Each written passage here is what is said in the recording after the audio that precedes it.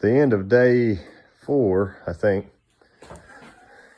The oil system's primed, the rockers are lashed, the intake's on, transmission's hooked up, and we're going to be ready to start this thing tomorrow, as I was ready to start it today, but everything didn't agree with me. So, I'm going to put transmission lines in.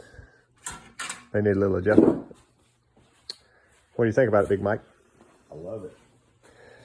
Love it. Just and we got some. get it rolling. Hung our old pipes under here just to have some muffins.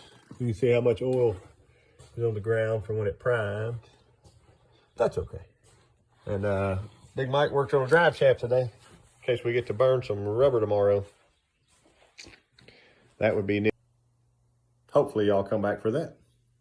And there'll be a really long video about it too.